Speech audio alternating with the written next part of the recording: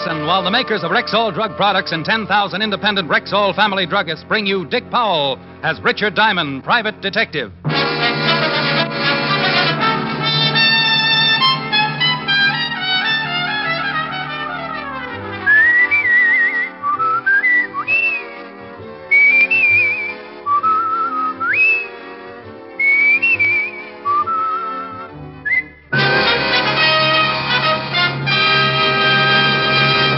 Good evening. This is Bill Foreman speaking to you for the 10,000 independent druggists who have made the word Rexall part of their own store names. They've done that because they recommend and sell the 2,000 or more drug products made by the Rexall Drug Company. This evening, we want to call your particular attention to Rexall's sensational two-page ad in this week's issues of Life, Look, Collier's, the Saturday Evening Post, and in the Farm Journal. One page of this important two-page spread announces 10 great new products from the world-famous Rexall Laboratories. The other page features 10 bedrock bargains available at Rexall drugstores all during the month of June. For new and better health aids, for bigger and more useful bargains, be sure to check Rexall's eye-opening two-page ad in this coming week's issues of Life, Look, Collier's, the Saturday Evening Post, and in the Farm Journal. Good health to all from Rexall. Now, your Rexall family druggist brings you a transcribed half hour with Richard Diamond, private detective, starring Dick Powell.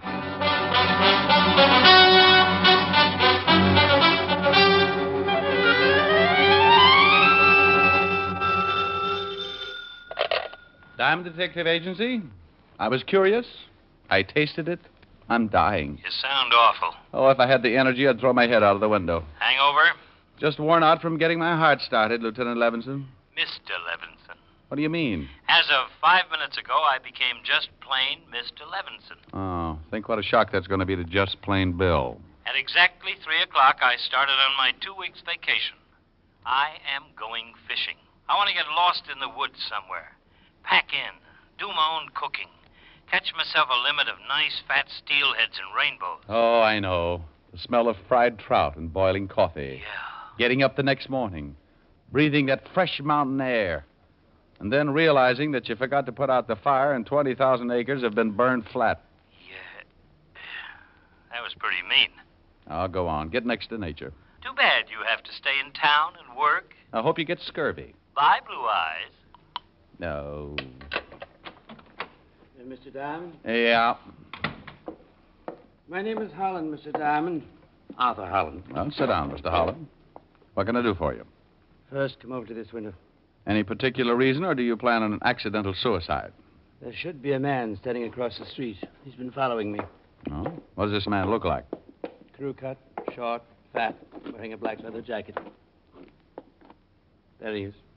In front of the cigar store? Yes. Who is he? I have no idea. I've never seen him before. Know why he might be following you? No. How long has he been following you? Since this morning. Oh, okay. What did you come to see me for? My brother's name is William B. Holland. A long time ago, he left the family and started out to see the world. Started working his way from place to place. Although William has been gone for nearly 10 years, not once in those 10 years have I failed to receive a weekly letter. But he hasn't written lately. Not for a month. Where was the last place he wrote you from? San Borja, Bolivia. Never heard of it. It's a small city in the interior. Now, while in La Paz, he wrote me that he'd met a man named Louis Frober. This Frober was from San Borja and, according to Will, practically ran the place. Now, Will said he was going to visit him, and in his last 2 letters, he talked much of Frober and his hospitality, but said that something was wrong in this town of San Borja. Didn't say what it was? Didn't know. Then his letters stopped. Yes. Mm-hmm. And you wanted me to find out why they stopped, if anything's happened to your brother. Mr. Diamond, I'm quite wealthy, and I will pay you handsomely to take the job. Besides, it might turn into a nice vacation. South America is supposed to be wonderful this time of year. Vacation? Possibly. Well, Mr. Holland, I'll take the job on 2 conditions. What are they? Well, first, my fee, $100 a day in expenses. Accepted. Thank you. Second, that you purchase 2 tickets for San Borja, Bolivia. 2 tickets? Well, I'd like to take my assistant along. Bolivia is new territory for me, and it might be dangerous. I checked on you quite thoroughly, and I didn't find that you worked with an assistant. Well, only on the cases that take me out of town. He's a worldly man. He could find a trout in the Sahara. Lots of experience. 15 years with the police department. All right. What's his name? Walter Q. Levinson. The Q is for Quincy. But don't tell him I mentioned it. Well, that's how it works. Man comes in, wants me to find his brother. Last seen in South America. Walt Levinson was looking for a vacation spot, and I was looking for someone to talk to on my way to San Borja. Result? One phone call to Fatty Levinson. Bolivia? Oh, but you'll love it, Walt. Trout as big as sharks. Where did you get 2 tickets to Bolivia? Well, to tell you the truth, Fatty, I'm going down on a little job. See you when you get back. Bye. Now, wait a minute. Wait a minute, you ingrate. I've just got to find a missing brother. After that, we can relax and have ourselves a time. Oh, think of it. South America. The ocean as blue as my eyes. Dames. Native music under a golden moon. And dames. Quaint little out... What did you say? Dames. Well? I'll meet you at the airport.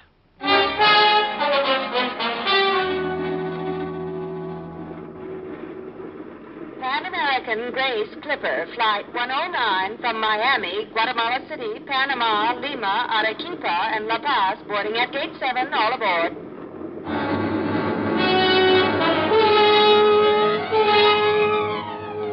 Pan American Clipper, destination La Paz, Bolivia.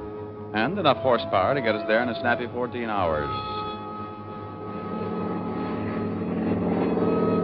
The lights of Manhattan dropping away as we turn on the first leg of our pattern, heading up for 16,000, looking down and wondering about a man in a leather jacket and a crew cut, looking down as the lights begin to melt into a heavy cold front. 16,000, flying south, the pitch changing the propellers into a mellow hum. Why don't you relax? Well, did you notice a little blonde stewardess with the high-altitude features? On the way in. I want to get some sleep. Well, indulge yourself. I'm going to see if I can do something about the pressure in this cabin. The water on my knee is beginning to percolate. Oh, miss!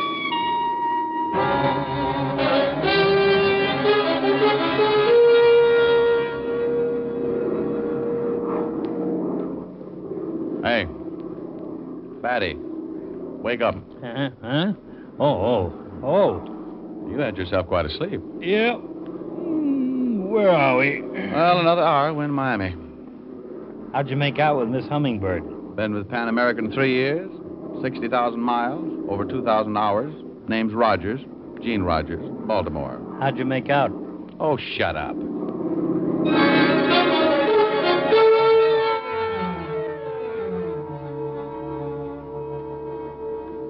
La compañía Panagra anuncia la llegada procedente de Nueva York. Los pasajeros desembarcarán en el terminal de Panagra número 3. Pan American Grace Airline Clipper Flight 109 from New York, now unloading at gate number 3. Oh, I'm a little stiff. I didn't know you brought anything with you. What now? Well, pick up our baggage and on to San Borja. Where the devil is San Borja? How do I know? Let's go find out. And we did. San Borja, according to the information desk, was some 200 kilometers into the interior. 10,000 feet above sea level, high on a plateau. And the only way there? Oh, this is swell. Dandy vacation, but what happens when my liver comes loose? Well, relax, Walt. Only 160 kilometers to go. Considering where we are, these roads are pretty good. We'll never make it. I'll lay 8 to 5. We end up riding side saddle on a bilious llama. Hey, driver. Si, senor? Why no airfield in San Borja? Oh, there is one there. But it is what you call the emergency. It is hard for a plane to land. Something to do with the wind. It's a plateau, isn't it? Si, senor. We got to climb 5,000 feet yet.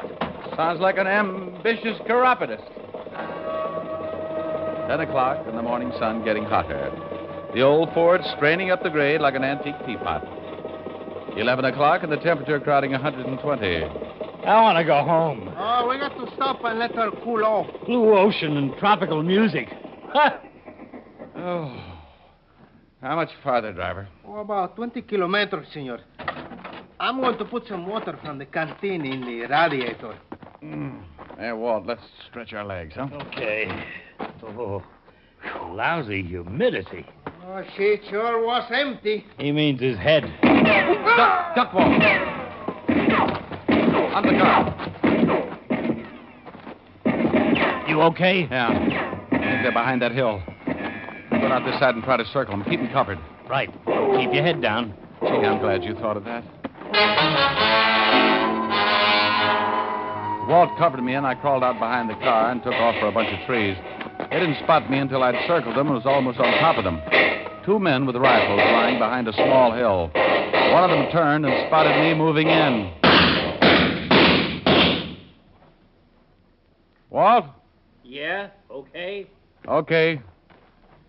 You all in one piece? Yeah. How about you? Fine. 2 of them, huh? Bandits, I guess. You got them both. Wonder what they're after. Our hides. Came close to getting them, too. The unexpected. 2 men with rifles hiding behind a hill. If I hadn't gotten them, they'd have gotten us.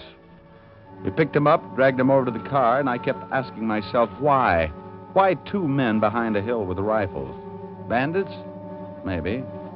Assassins paid to wait there and kill us? If that was the answer, who told them we were coming? The man in the leather jacket back in New York? Maybe. Dumped them in the car? Yeah. The driver's had it.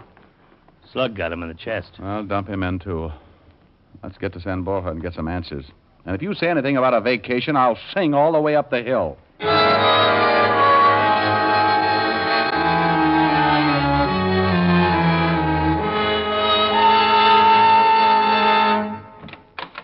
The 2 Americans, Mr. Diamond and Mr. Levinson. Come in, come in. I am Louis Frober. How do you do? Sir? Anything else, Mr. Frober? No, that's all, Paul. Well, gentlemen, I understand you ran into some difficulty, hmm? Well, your local constabulary seemed to think there was some law against driving around San Borja with 3 dead men in the back seat. And these bandits attacked you and killed your driver, is that right? That's right. And you, in turn, killed them? That's right. Well, for tourists, you fight rather well. Well, not exactly tourists, Mr. Frober. We asked to see you because we were sent here to locate a William Holland. Ah, I see. May I offer you a drink? Lovely suggestion. He represents the interests of Arthur Holland, William's brother. That's right. Water? Straight. Well, gentlemen, I informed Mr. Holland that William simply left. After all, there's nothing strange about that. There you are. Thank you. Thank you. We're not looking for anything unusual, Mr. Frober. This was the last place William was heard from, so this is the most likely place to try and locate him. Sure, of course. Well, here's to a pleasant stay in San Borja, gentlemen, and to your very good health.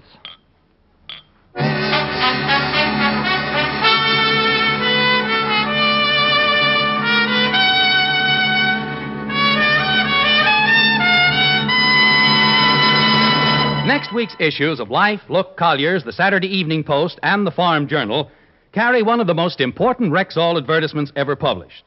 One page of this amazing 2-page spread announces 10 great new products direct from the world-famous Rexall laboratories. The other features 10 down-to-the-bone bargains available at every Rexall drugstore all during June. Listen to just a couple of examples. From the product page, Rexall 5X Multivitamins, a new and vital formula that gives you 5 times the established daily requirement of all vitamins with known minimums. Special introductory offer, 10-day trial size, $1.79 value, free of extra cost with a purchase of the regular bottle of 50, both for only $6.95. From the bargain page, gold-plated metal frame sunglasses, men's and ladies' styles, regular dollar value, now only 67 cents. Remember, for new and better health aids, for bigger and more useful bargains, check Rexall's sensational 2-page ad in next week's issues of Life, Look, Collier's, the Saturday Evening Post, and in the Farm Journal.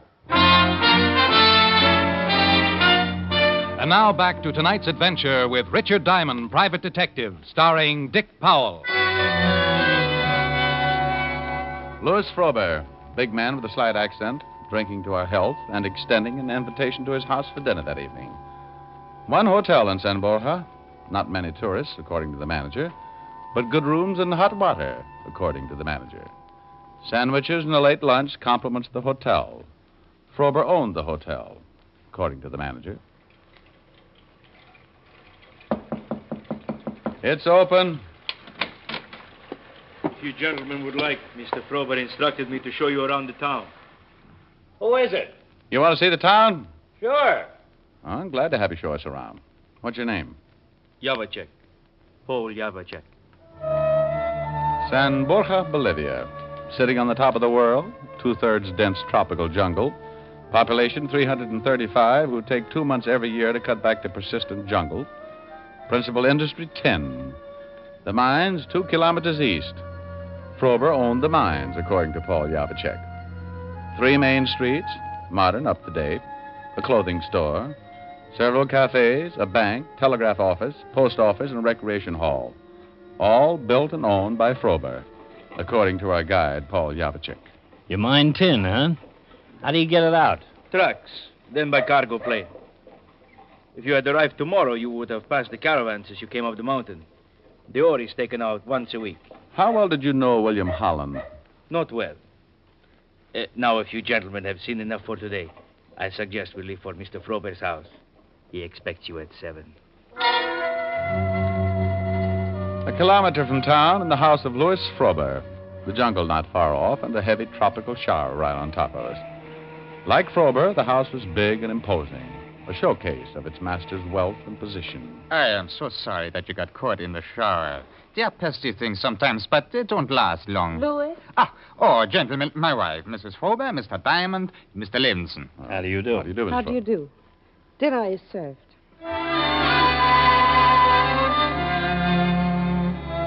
Dinner. The long, paneled dining room illuminated by a dozen candles. Music floating in from a hidden speaker. The food, something to make the Waldorf chef quietly fold his tent. And the conversation? Do you plan to stay in San Borja long, Mr. Diamond? It was hard to say, Mrs. Frober. It's a wonderful soup. Mr. Diamond and Mr. Levinson have been sent here to try and locate William Holland. Oh? The soup is my own recipe, Mr. Diamond. Made from barley grown right here in San Borja.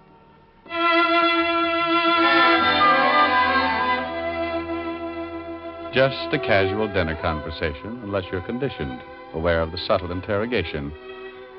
The end of a pleasant and filling meal. Armagnac in the den, and more talk about health, wealth, and the weather. And more interrogation. 10 o'clock. Well, I am afraid you'll have to excuse me now, gentlemen. I have to be up at 6 o'clock, and I have a hard day ahead of me. The conventional goodbyes and exaggerated compliments on a wonderful evening, then back to the hotel.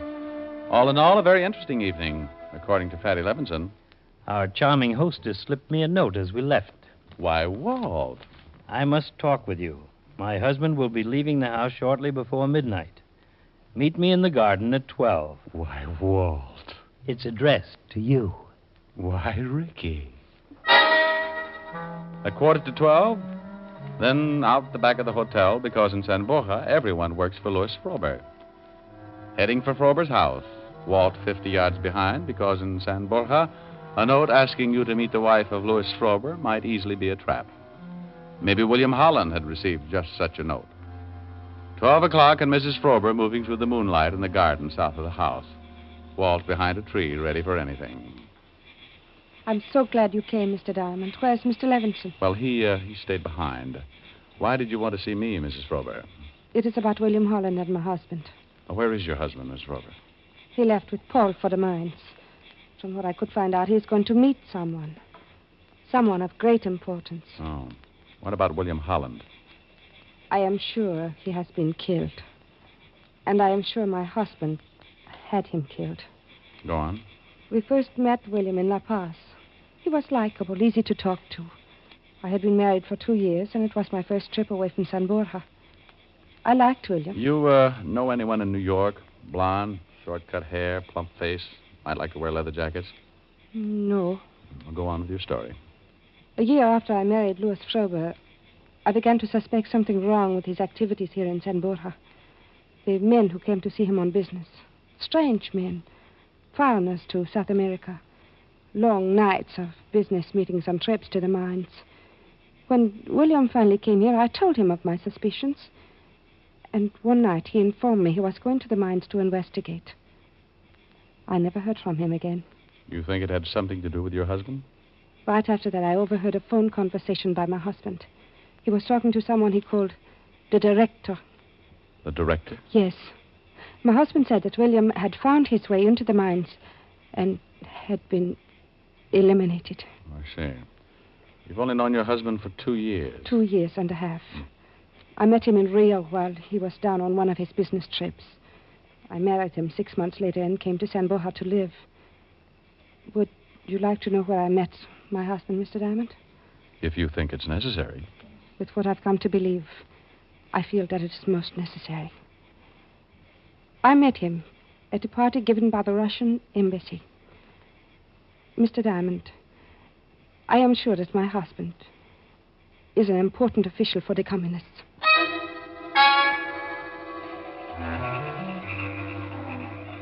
Along the road east of the Frober mines, no lights, just the moon.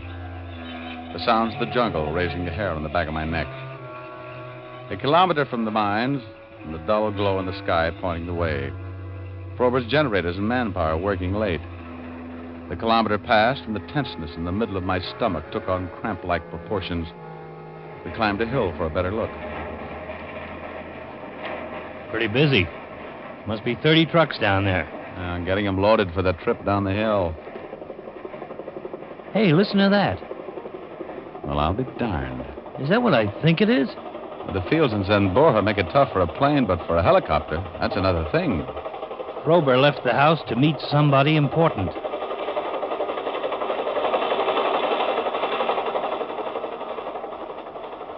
Anybody who comes into San Borja in a helicopter at night is a pretty good bet to be important.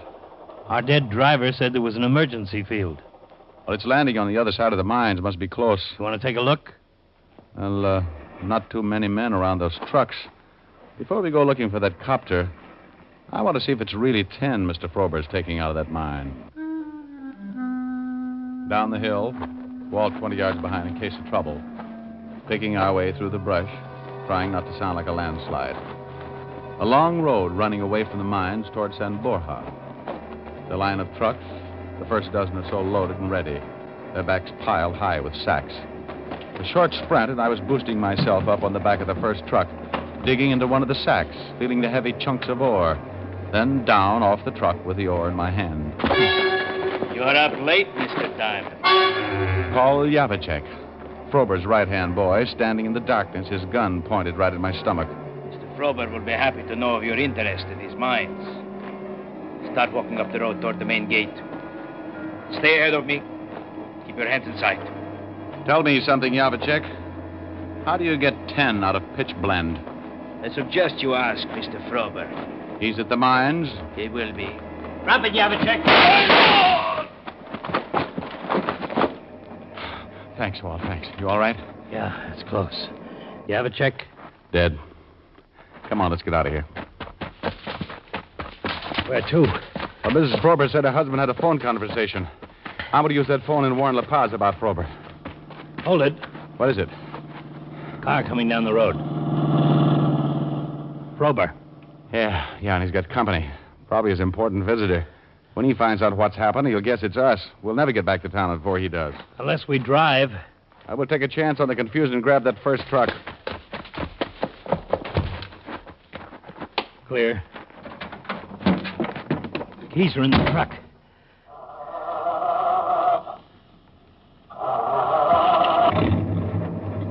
We must live right. Yeah, but for how long?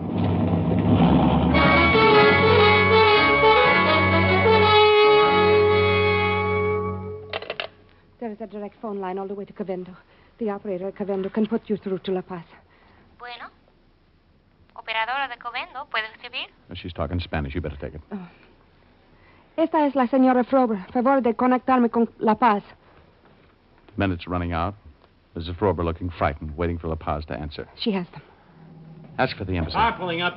La Embajada Americana, por favor. Frober and his important friend. Mr. Diamond, I have them. Hello?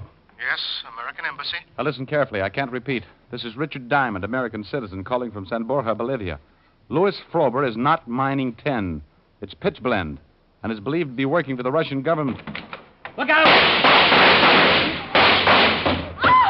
Hello, Mr. Diamond. Rick, Okay. Mrs. Frober. I'm all right. Take a look at Frober and his friend. Hello. What happened? Now, hold on a second. There's been some trouble. Frober's friend is dead.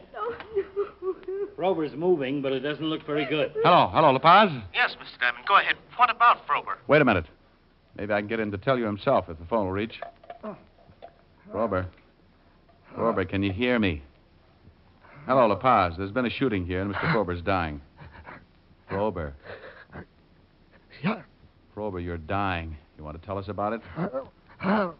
You're mining pitch blende instead of tin, right?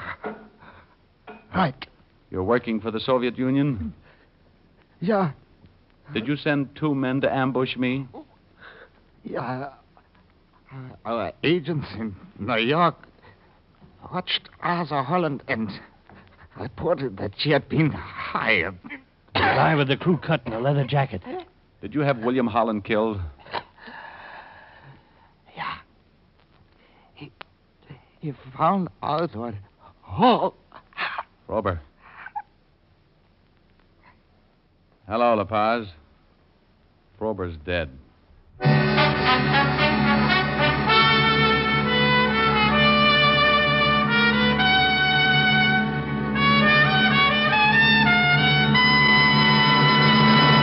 This time of year, no woman wants to spend endless hours caring for her skin and makeup. Since you want the finest beauty care in the least time and with no nonsense about it, why not try the new Ann Delafield Cosmetics? Designed expressly for the busy modern woman, they give you the most for your cosmetic dollar and save time as well. There are no endless bottles and jars, no endless creams for different corners of your face and neck. Just one fine cream, the Ann Delafield All-Purpose Deep Cream. A day cream, cleansing cream, night cream. All creams in one. There are vitamins, too, for true beauty from within, and other lovely makeup aids tailor-made for you. Look for the fine Ann Delafield Cosmetics at Rexall drugstores everywhere. Good health to all from Rexall.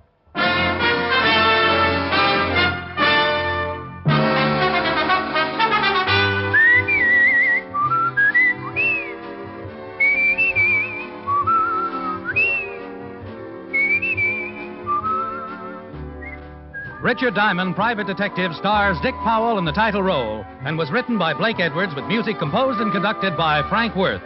Dick Powell directed the RKO production Split Second, which is now in release, and his latest film appearance was in the Metro Goldwyn Mayer award-winning The Bad and the Beautiful. Heard in tonight's cast were Arthur Q. Bryan, Wilms Herbert, Ben Wright, Jack Crucian, Virginia Gregg, Don Diamond, and Lillian Bayef. Richard Diamond, Private Detective, is transcribed in Hollywood by Jaime Del Valle.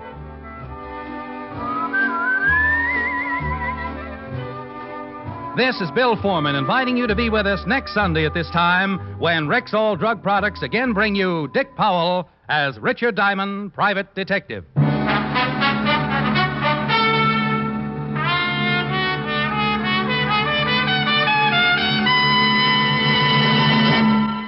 Remember, for new and better health aids, for bigger and more useful bargains, check Rexall's sensational 2-page ad in next week's issues of Life, Look, Collier's, the Saturday Evening Post, and in the Farm Journal. You can know better health. You can save money.